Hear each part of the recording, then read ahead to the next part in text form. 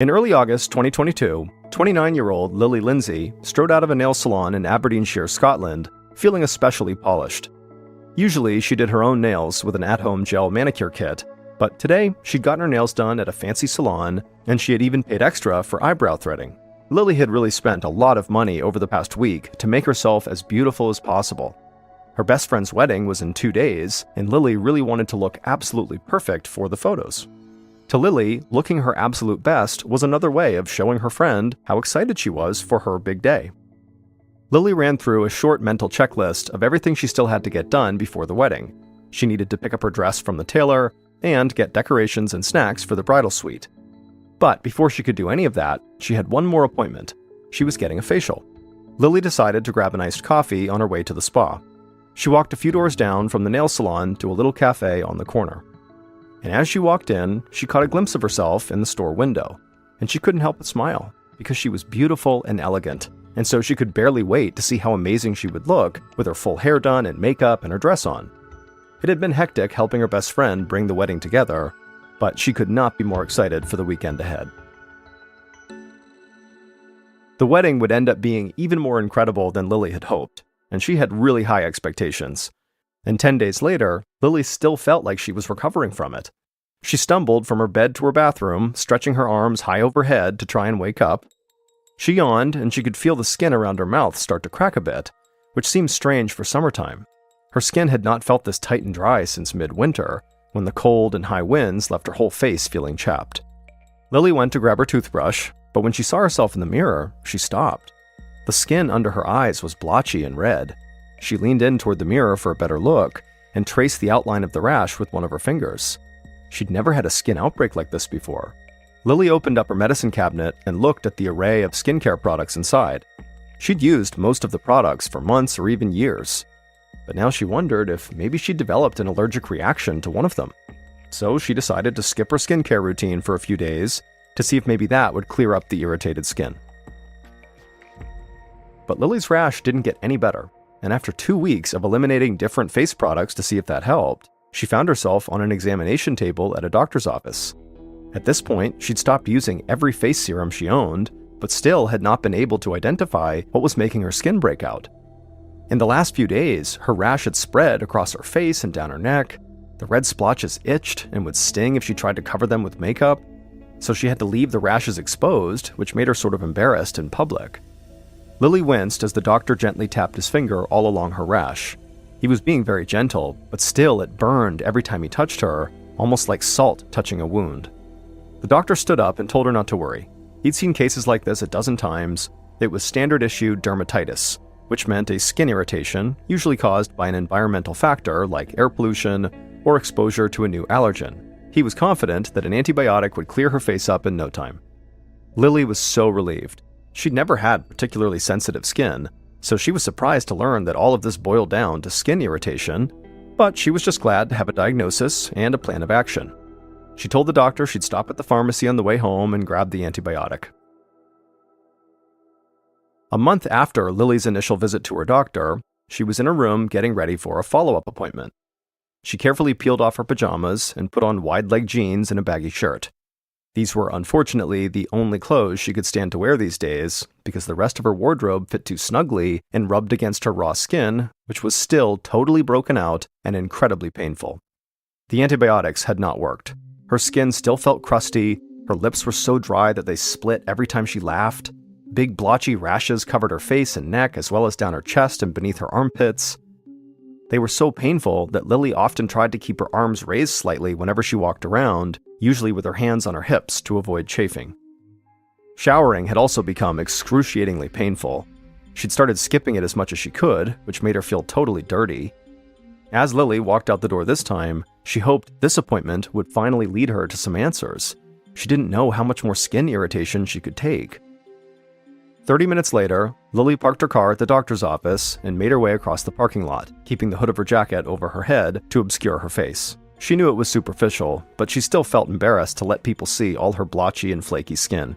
As Lily checked in with the receptionist and headed into an exam room, she tried not to make eye contact with anybody in the office. As she changed into a hospital gown, she thought how repulsed people would be if they saw her undressed. When the doctor finally entered the exam room a few minutes later, his eyes widened a bit, and Lily knew he was shocked by her appearance. He quickly recovered and acted totally professional, but Lily couldn't help feeling totally ashamed as he asked her about the rash and inspected it on different areas of her body. After a few minutes, the doctor told her that, in his opinion, this seemed like a flare-up of eczema, which is a term for chronically inflamed skin. It's like an extreme case of dermatitis, which is what he'd originally diagnosed her with. But antibiotics don't work against eczema, which is why she was not improving. But he told her not to panic because a steroid cream would clear it up in no time. A few months later, in January of 2023, Lily sat on her couch as a winter storm raged outside. The steroid cream had also not worked. If anything, it only seemed to make her breakout worse. At this point, her skin, in total, was actually more rash than clear. Lily had spent the last few months going to all sorts of doctors. They were all sympathetic to her problem, but ultimately had been unable to help her. It was unbelievably frustrating. Lily felt trapped in her own skin, like she was in a cage she couldn't escape. In fact, Lily's skin troubles had gotten so bad, it was totally affecting her mental health. Her thoughts were starting to get really dark and pessimistic, so she'd gone to a therapist for help. The therapist had prescribed her a low dose of antidepressants, which were helping with some of Lily's racing thoughts and feelings of hopelessness, but they were obviously not a cure for the entire situation she was in. At this point, even if she felt mentally okay, physically she was in so much pain all the time that she couldn't even leave the sofa. So tonight, Lily had wrapped herself in a fuzzy blanket, the only one that didn't scratch at her skin, and ordered herself a pizza. Lily decided to watch a movie, but when she got up to grab the remote, she felt blood rushing to her head and her vision began spinning. Lily eased back onto the couch and closed her eyes, feeling so dizzy it made her nauseous. Then suddenly her ears began to ring, and her chest tightened as she tried to fight back anxious tears. She knew that dizziness and ear ringing were not symptoms of eczema, and so she couldn't help but start wondering if she was actually going to die. This was the final straw. Lily could not just sit around and wait for death, and if the doctors couldn't help, she would just have to solve this puzzle herself. So she slowly got up and very painfully walked over to grab her laptop, because now it was time for her to conduct her own research. A few hours later, Lily was crouched over her computer, poring over an article she'd found online. It discussed the symptoms of extreme allergic reactions, and to Lily's surprise, many of her symptoms fit. This entire ordeal really did seem like one big allergic reaction. But Lily still had no idea what she might be allergic to. So she started looking up common allergies, until she found a couple that sounded like hers. She discovered that some people are actually extremely allergic to the latex from the balloons that she had actually used during her friend's wedding to create custom arrangements. Now, Lily had never had a problem with latex before, but the article said that allergies could develop later in life. She also found that home nail polish kits, like the one she used, can cause allergies too, as the chemicals seep into people's bodies through the nail bed. Lily started thinking that surely there must be a way to test whether these chemicals were making her break out so horribly. And so for the first time in 5 months, Lily felt like she kind of had a plan here, and so hope began to spark inside of her. She would call her doctor first thing in the morning, and hopefully they could, together, get to the bottom of this thing once and for all.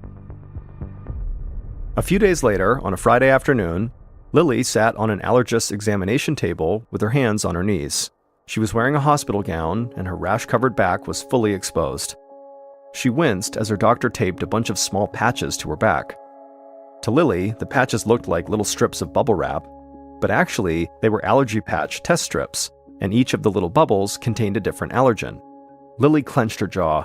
The strips were already beginning to itch, partially because they were stuck to her rash, which was sensitive already, and partially because they'd stuck more than 200 chemical samples to her back, including latex and the chemicals from her at-home nail kit. So she was bound to be allergic to at least a few of these things. When the doctor finished his work, he explained to Lily that unfortunately, she would have to leave all of these test strips on her back all weekend, no matter how much they irritated her. She nodded, though she was absolutely dreading the discomfort the next few days would bring. But she told herself that if she could just push through to Monday, she would almost certainly have an answer, and then this nightmare could finally be over. By Monday morning, when Lily drove her car into the doctor's office parking lot, she wanted to rip those test strips off her back and light them on fire. It had been the most miserable weekend of her life. The only thing that had gotten her through the very itchy discomfort was knowing that each little sting she was feeling was a positive reaction to an allergen and a possible answer to her problems. As she strode into the doctor's office, her clothes billowed all around her because she could only wear really baggy clothes, and there were bags under her eyes because she hadn't slept well either, so she was quite the sight. But Lily prayed that it would all be over soon, because in a few short minutes, she would know exactly what was causing this excruciating rash. Except that's not what happened. Lily's doctor peeled off all the patches and explained that he could only see a few mild allergic reactions, but nothing that could cause a reaction this bad all over her body. Lily couldn't understand. Her symptoms had matched an extreme allergic reaction perfectly, especially to latex or the at-home nail gel. She was so sure she was on the right track, and now she just felt defeated. Lily drove home in a stupor. She felt like her life was now this living hell. She thought back to the previous summer, mad at herself for not appreciating how good her life used to be. She'd give anything to go back to the day of her best friend's wedding and just look like her old self again. She ran her tongue over the veneers she'd gotten for the wedding. Her smile was the only part of her physical appearance that she liked now, but she would give it up in a second to get her old skin back. But just then, a thought hit her like a lightning bolt, and she actually pulled her car over so quickly that the tires screeched. Once she came to a stop, she immediately began rifling through her purse for her phone, and as her heart raced, she thought to herself she'd been going to the wrong doctor. That was the issue, and now she desperately needed to make an appointment with the right one. 2 days later, Lily sat in her dentist's chair. She told him that in her quest to look perfect for her friend's wedding, she suspected that she had accidentally set herself up for months of misery. She was just sure she had discovered the cause of her extreme rash. When the dentist looked skeptical, Lily told him about the article she'd found online about extreme allergies. And suddenly, the dentist understood too. Lily had a strong suspicion that her problems had all been caused by the gels in her at-home nail kit. But it was more complicated than that. In fact, the online article Lily read talked about the way nail gels can make people dangerously allergic to other everyday things. That's because the acrylic-based plastic in the gel can seep into someone's nail bed and make them allergic to anything else that contains acrylic. In Lily's case, that would be the veneers she had applied to her teeth to look beautiful for the wedding. The veneers were loaded with acrylic-based plastic, and her body had a very powerful reaction to it. Essentially, Lily had poison glued to her front teeth for the last 6 months, which triggered a constant, severe allergic reaction. Ultimately, the dentist ground the veneers off of Lily's teeth in April of 2023, and slowly but surely, the rash became less painful. By the summer of 2023, Lily's skin was back to normal, and she felt like herself again.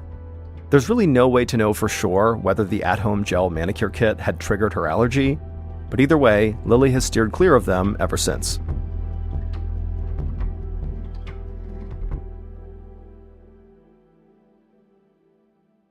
Here is our second and final story called No Warning. On the morning of August 15th, 2020, 16-year-old Rohan Gadhania stood in his kitchen mixing up a protein shake. He was trying to put on some muscle before school started in a few weeks. Rohan took a sip and grimaced. The shake was thick and chalky, which he just was not expecting because he did not often drink protein shakes. But Rohan was never one to back down from a challenge, so he adjusted his glasses and steeled himself, then gulped the whole shake down. When he was done, he slammed the glass down on the counter in triumph. He told himself he was going to learn to like those shakes because he was going to get jacked. Rohan put the dirty glass in the dishwasher, then bounded up the stairs to his bedroom on the second floor, already feeling stronger. In truth, he was a very skinny kid, especially for his age. And even though Rohan knew he had a lot going for him, good grades, a bright future, a very winning personality, he really wanted big muscles, or at least to weigh more than a 12-year-old. Rohan opened the door to his bedroom and made a beeline for his piano keyboard. Rohan was a very accomplished musician and loved practicing just about every day. But this morning, he stopped himself and instead turned toward the Nintendo Wii game system hooked up to the television on top of his dresser. He grabbed the Wii remote and began browsing through Wii Fit games until he came to strength training. Rohan thought that if he started right now and kept on sucking down those protein shakes, maybe he really could build some actual muscle by the time classes resumed. At lunchtime, Rohan's father, Hitendra, made sandwiches for the two of them and then called Rohan to the kitchen table. But while Hitendra wolfed his meal down in about 4 bites, he noticed that his son barely touched his food. Rohan told him his stomach hurt, and Hitendra just nodded, understanding. He told his son it was fine if he didn't want to finish his lunch, and encouraged Rohan to go lie down and take a nap. Hopefully that would settle his stomach. Rohan smiled at his father and then left the kitchen. Once the boy was gone, Hitendra picked up Rohan's plate and began to tidy up. But then he heard the distinct sound of dry heaving coming from the upstairs bathroom. Hitendra dropped the plates into the sink and hurried upstairs to check on Rohan, who he found kneeling over the toilet. Rohan retched repeatedly as his father rubbed his back reassuringly. Then Hitendra suggested Rohan stay in bed for the rest of the day. It seemed like he must have picked up some kind of stomach bug. Once Rohan was in his bed with a waste can nearby just in case, Hitendra went back downstairs and found the protein powder he'd gotten for Rohan. It was the only unusual thing Rohan had eaten over the past couple of days, and Hitendra wondered if it had gone bad or had some strange ingredients in it. Hitendra scanned the label, and he saw the expiration date was not for a while, and none of the ingredients stood out to him as unusual or alarming, so he shrugged and put the protein powder back where it went in the cupboard, convinced his son would feel better by morning. But when Hitendra went to check on Rohan the next morning, the boy was as white as a sheet. Rohan admitted he'd vomited a few times overnight and that he felt even worse than the day before. The boy propped himself up in bed, squinting. Hitendra thought his son might be looking for his glasses, so Hitendra told Rohan they were on the nightstand. Rohan nodded slowly, but then he started looking around the room as if he didn't know where to find his own nightstand. Hitendra frowned and just pointed at the nightstand, and Rohan's face suddenly lit up as though he was pleasantly surprised to even find a table there. Now, Hitendra couldn't help but feel more concern for his son. He wondered if Rohan was so dehydrated that he was confused. So he helped Rohan downstairs and sat him at the kitchen table while he went to grab a bottle of the sports drink they always kept in the pantry. But when Hitendra returned to the kitchen carrying his son's drink, his son suddenly seemed even stranger. Rohan glared at his father with utter contempt. When Hitendra asked if everything was okay, Rohan snapped that his father should mind his own business. Then Rohan got up so aggressively that the table shook. Then Rohan just stood there staring icily at his father. This was very unlike Rohan, and so Hitendra knew something had to be deeply wrong. Rohan was so gentle normally, but now he was erratic and aggressive and confused. Hitendra knew his son needed to see a doctor, but something told him it was just not safe to try to take Rohan to the hospital by himself right now, like not in this state, something was terribly wrong. So to play it very safe, Hitendra just called an ambulance. A few hours later, Rohan's mother, Pushpa, arrived at West Middlesex Hospital, where the paramedics had taken her son. She kept telling herself that Rohan would be just fine, but Pushpa still felt incredibly anxious as she entered the hospital lobby. Her husband, Hitendra, met her in the hallway outside of Rohan's room and explained that Rohan had become increasingly agitated on his way to the hospital, and he kept trying to get up and move around the ambulance on the way, and Hitendra actually had to physically restrain him on the stretcher to keep him from jumping out the back doors. Pushpa just blinked in surprise at this incredibly strange turn of events. Rohan was just not the type of boy to fly into a rage, let alone leap out of a moving vehicle, and so fear began creeping into Pushpa's mind, much the way it had already creeped into Hitendra's mind. And so Pushpa followed Hitendra into Rohan's hospital room, hoping to find Rohan back to himself and feeling better, but instead, Rohan was sitting up in bed, hunched over a kidney-shaped bowl and vomiting. Pushpa felt instant sympathy for her son as she watched him throw up, but that wasn't the worst of it. There were tubes hooked up to Rohan's arms, and wires patched to his chest, leading to all sorts of whirring and beeping machines. Whatever was wrong with Rohan was clearly more serious than just the flu or some other minor ailment. Pushpa looked back at Hitendra, whose eyes were full of concern. Hitendra explained that Rohan had been deteriorating ever since they arrived at the hospital, and the doctors still had no idea what was making Rohan sick. Rohan was complaining of intense abdominal pain and kept forgetting where he was or how he'd even gotten there.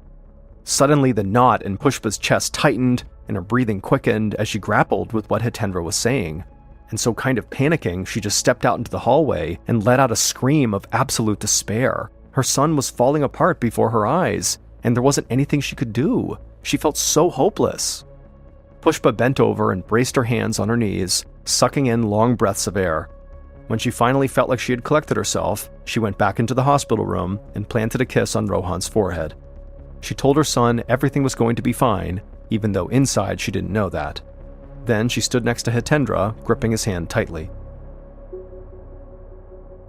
Over the next few hours, Pushpa and Hitendra paced the hospital room as their son alternated between moments of confusion and extreme agitation. All the while, doctors and nurses came in and out, explaining all the tests and treatments they were doing to try to figure out what was wrong. The doctors said that they suspected that Rohan was suffering from some kind of inflammation around the spinal column and brain, and so they started him on medication right away for the two most likely conditions, which were meningitis and encephalopathy. For a little while, Rohan did seem to get better with the medication.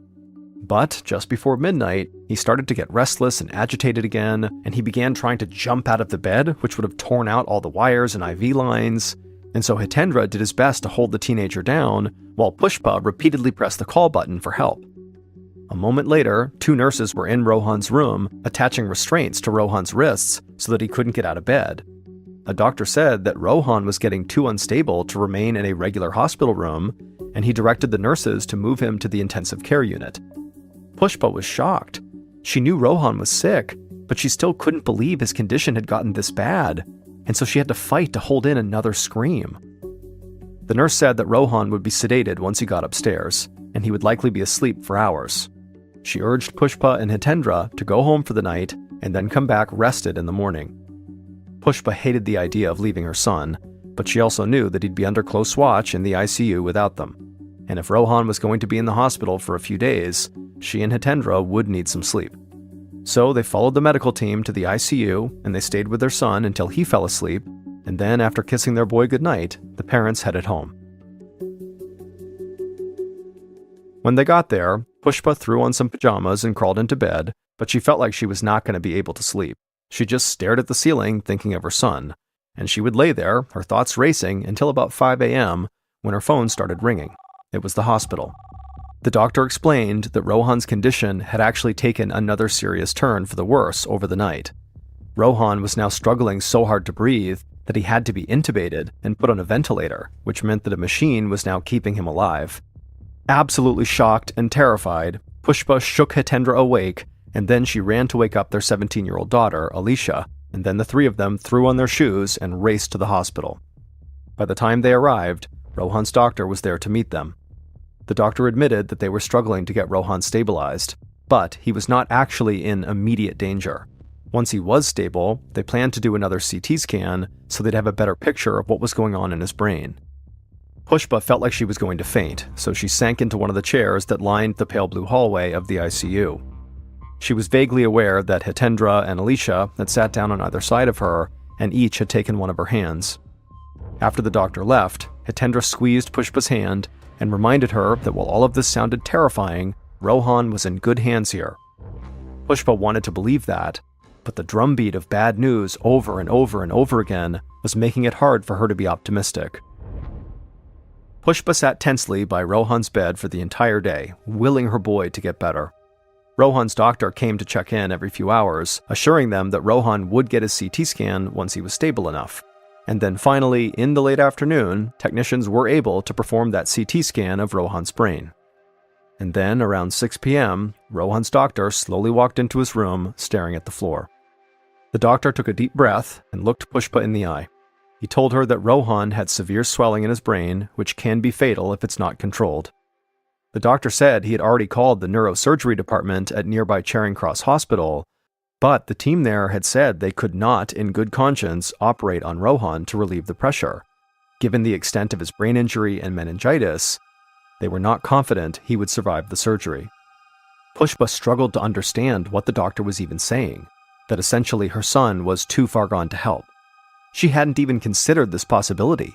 Her boy was only 16 years old. Despite all her worry over the past few days, she had fully believed her son would eventually get better. He had to. Pushpa told the doctor he had to be wrong, but the look on the man's face said everything. Her boy was beyond helping. The following evening, on August 18th, Pushpa sat on the edge of Rohan's bed, her hand wrapped around his. Rohan lay motionless, still intubated and hooked up to IVs and machines. Hitendra and Rohan's sister, Alicia, sat nervously on the other side of Rohan's bed. Rohan's doctor was leaning over him, essentially checking the teen for signs of life. He stood and slowly turned to Pushpa and her family. He looked truly sad as he said that Rohan showed no brain activity. Then he said he would give them time to say their goodbyes, and he left the room. Pushpa stroked her son's hand, still unable to accept what was happening. Alicia tucked a teddy bear under Rohan's arms. He'd had it since he was a baby, and still slept with it every night in the corner of his bed. The whole family knew he'd want his bear to be with him now. For the rest of the afternoon, the family sat in silence as they struggled to say goodbye to Rohan. And then finally, at 5:03 p.m., Rohan passed away, and Pushpa's heart shattered. But her family did not get much time to grieve, only a few minutes. A doctor entered the room and asked Pushpa and Hitendra to consider donating Rohan's organs. He apologized for how quickly they'd need to make this decision, but organs need to be harvested for transplant as soon after death as possible. The doctor knew it was small consolation, but he said that Rohan's death could very likely save other lives. The doctor then held out some lengthy forms. The idea of filling out paperwork in the same hour that her young son died was repulsive to Pushpa. But she understood, and she knew what decision Rohan would have made. And so she and Hitendra took the forms and agreed to donate Rohan's organs. A few weeks later, Pushpa sat in Rohan's bedroom back at their home outside of London, holding his teddy bear to her chest. It was the only one of his belongings that she'd touched since her son had died. The grief of losing a child was almost more than she could bear, and since his death, something else had really been eating at her. Pushpa still didn't even know what had made Rohan sick, and because they had donated his organs, there hadn't been time to conduct an autopsy, and so she was really struggling to accept that she'd just never learned what had killed him.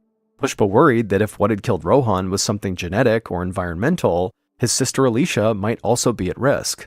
But more than anything, she wanted to know if something could have been done to save Rohan. It just felt like this huge question mark was looming over her family's head, occupying every waking thought.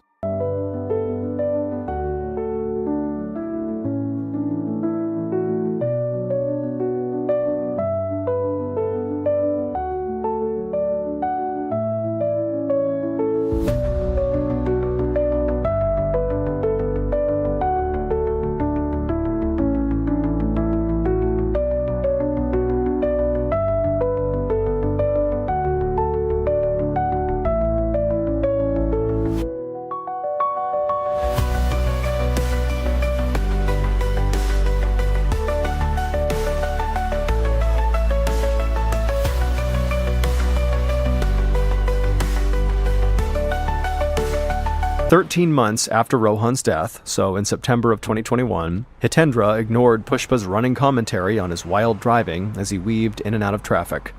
They were on the way home from Alicia's university. They'd just finished moving her into the dorms for the fall semester, which felt even more bittersweet than Hitendra had anticipated. He and Pushpa were empty nesters now, but only because Rohan was gone. Hitendra did not want to go home and cook a dinner for just 2 people. He was about to bring up the possibility of maybe going out to a restaurant when Pushpa's phone rang. It was an unknown number, but for some reason, the hair on the back of Hitendra's neck pricked up, and he told Pushpa to please answer it.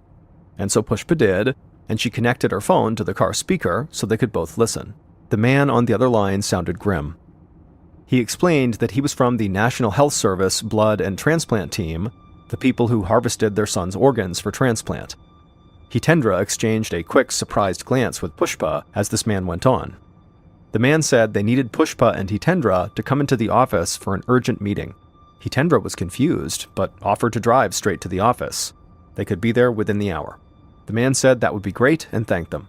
Hitendra felt more curious than alarmed, so he pushed the gas pedal a bit faster as Pushpa reset the GPS to their new destination. What Pushpa and Hitendra learned at this meeting absolutely shocked them. The National Health Service team member explained that the recipient of Rohan's liver had become gravely ill earlier that year. A biopsy on the liver that had come from Rohan revealed a very dangerous condition with a very complicated name. It's called ornithine transcarbamylase deficiency, or OTCD for short. OTCD is a genetic condition that prevents the body from breaking down ammonia, which can cause the toxic chemical to build up to lethal levels in the bloodstream.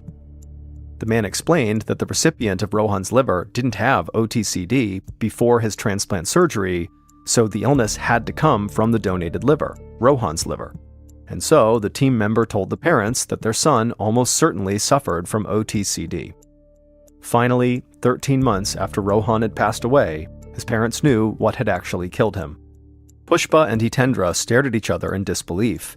They were relieved to get some answers, but they didn't know anything about OTCD and why it would have suddenly killed Rohan like that, and so they asked for more information. The NHS team member explained that some people with OTCD don't even know they have it because the disease is inactive. However, the illness can be triggered by a big dose of protein.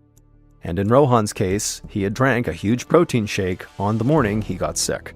He'd never consumed so much protein before so quickly, and his body basically couldn't handle it. And so that's what prompted him to get sick. Pushpa and Hitendra were obviously devastated. If they'd only known about Rohan's kind of inactive condition, they would have never let him drink protein shakes like that. Now, could that have forever prevented him from getting the disease? They don't know. But certainly, that protein shake is what prompted it. Thankfully, though, it does not seem likely that their daughter has OTCD, which affects an estimated 1,000 people in the United Kingdom alone. More studies are being conducted on OTCD, but as far as we know, it is extremely dangerous, killing about 50% of infants diagnosed with it at birth, and around 10% of people diagnosed with it when they're 16 or older, which was Rohan's age. However, there were no warnings that the protein powder that Rohan ingested could trigger this terrible disease. Rohan's experience ultimately prompted calls for new warnings to be printed on all supermarket-bought protein shakes in the UK.